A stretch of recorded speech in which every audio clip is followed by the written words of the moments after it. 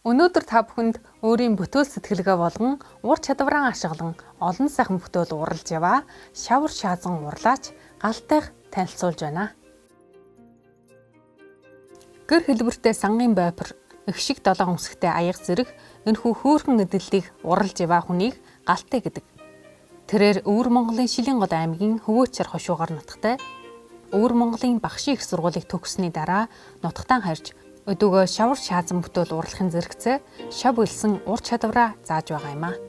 Бүх бүтээлээ гар аргаар хийхийг чухалчилдаг тэрээр Хятадын шаазангийн өлгийн нутаг гэгдэх Жиндөөжин хотоос шавар оруулж бүтээлээ уралдаг агаад ганц бүтээл хийхэд 2-3 удаа шатааж хөрөөж нийтдээ 7-9 өдөр хэрэгэлдэг ажээ.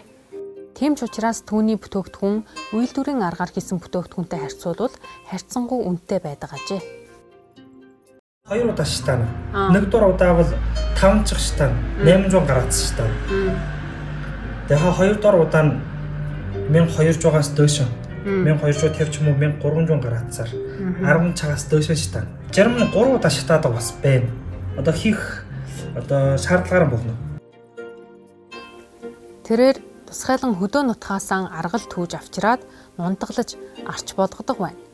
Үүний дараа энэхүү гэр хэлбэртэй сангийн байбарт уугуулж энэхүү бүтээлөө гадаадд эсвэл хотод амьдарч байгаа нутгаан санж буй монголчуудад аргалын утаа сунгалсан хөдөө нутгийн үнэр үнэрлэж бий мэдрэмжийг төрүүлэх үүднээс бүтөөсөн гэж ярьж байлаа.